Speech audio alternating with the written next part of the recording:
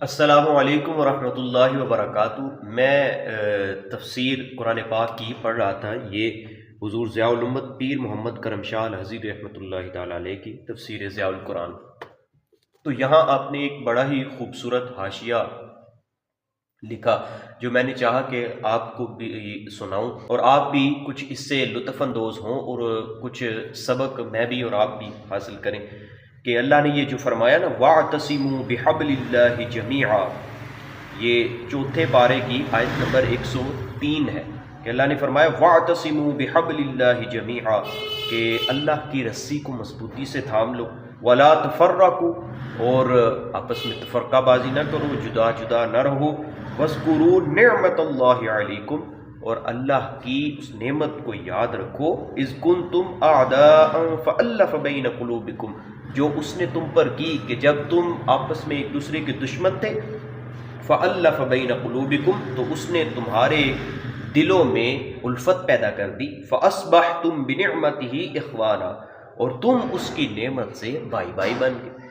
تو اس آیت کے اس حصے پر یہاں رک کر انہوں نے ایک حاشیہ لکھا، وہ ذرا سننے والا ہے، وہ ذرا سماعت فرمائیے۔ لکھتے ہیں کہ رحمت عالم صلی اللہ تعالی علیہ وسلم کی تشریف آوری سے قبل عرب کے جزیرہ نما کی کیا حالت تھی؟ وہ آپس میں انس و محبت اور شفقت و رحمت کرنے والے انسانوں کا ملک نہیں تھا، بلکہ ایک کوہ آتش فشاں تھا جس سے ہر لحظہ اور ہر لمحہ بغض و عناد کی آگ برستی رہتی تھی اور دور دور تک آبادیاں جل کر خاکستر ہو جایا کرتی تھیں۔ ہر قبیلہ دوسرے قبیلہ سے برسر بیکار تھا، ہر علاقہ دوسرے علاقے سے جنگ ازما تھا۔ جذبات اتنے مشتعل اور بے قابو تھے کہ ذرا ذرا سی بات پر خون کی ندیاں بہہ جایا کرتی تھی۔ ایک بار اگر جنگ کی آگ سلگ پڑتی تھی تو صدیوں تک اس کے شعلے بھڑکتے رہتے تھے۔ اوس اور خزرج میں لڑائی کا سلسلہ 120 سال تک جاری رہا، کسی کی جان کسی کا مال محفوظ نہ تھا، یہاں تک کہ اسلام کا بادل آیا اور رحمت خداوندی بن کر برسا۔ حضور صلی اللہ تعالی علیہ وسلم سراپا نور و سرور کا ظہور ہوا تو عرب کے اجڑے دیار میں بہار آ گئی۔ عداوت کی جگہ محبت نے، وحشت کی جگہ انس نے، انتقام کی جگہ عفو نے، خود غرضی کی جگہ اخلاص و اثار نے اور غرور و تکبر کی جگہ تواضع و انکسار نے لے لی۔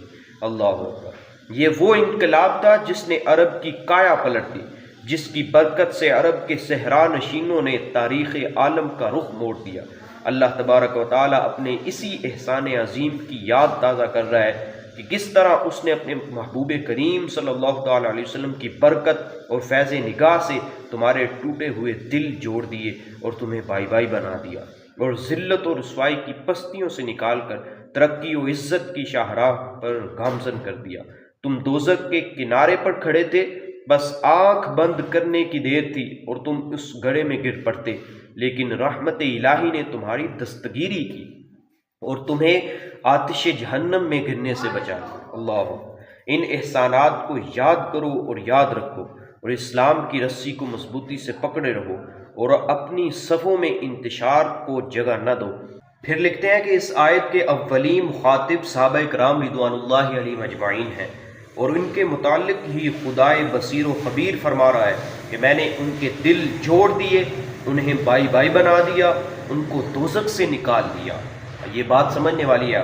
اب جو لوگ ان نفوس قدسیہ پر طرح طرح کے اعتراضات کرتے ہیں، ان کو دائرہ اسلام سے خارج سمجھتے ہیں، وہ خود ہی ذرا انصاف کریں اور بتائیں کہ وہ کون لوگ تھے جن کو حضور علیہ الصلوۃ والسلام نے شیر و شکر کیا تھا۔ یہ اس آیت میں کن لوگوں کا تذکرہ ہے؟ وہ کون تھے جن کو دوزخ کے کنارے سے ہٹا کر جنت میں پہنچایا تھا؟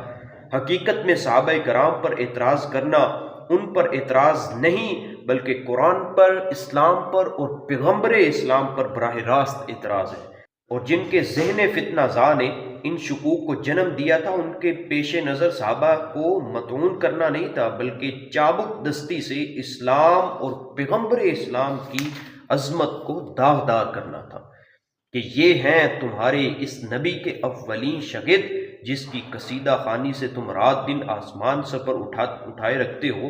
ان اعتراضات کرنے والوں پر تو ہمیں حیرت نہیں افسوس ہمیں ان مسلمانوں پر ہے جو دشمن کے اس دام فریب میں پھنس جاتے ہیں اور ان مقدس ہستیوں کے متعلق بے باکی کی جرت کرتے ہیں جن کے دفتر حیات کی ہر سطر آفتاب و مہتاب سے تابندہ تر ہے۔ اللہ اکبر! کیا انہوں نے الفاظ کا چناؤ کیا، اور صحابہ اکرام رضوان اللہ علیہ مجمعین کی طرف اٹھنے والی لبرل قسم کے لوگوں کی انگلیاں۔ آخر میں پھر انہوں نے اقبال کے شعر پر اس حاشی کا اختتام کیا کہ عاشقان اوز خوبا خوب تر، خوش تر و زیبا تر و محبوب تر۔ اللہ پاک ہمیں سمجھنے کی توفیق عطا فرمائے۔ اس آیت میں جو بیان کیا جا رہا ہے اس پر عمل کرنے کی توفیق عطا فرمائے کہ وَاعْتَصِمُوا بِحَبْلِ اللَّهِ جَمِيعًا وَلَا تَفَرَّقُوا، کہ اللہ کی رسی کو مضبوطی سے تھام لو اور جدا جدا نہ ہو۔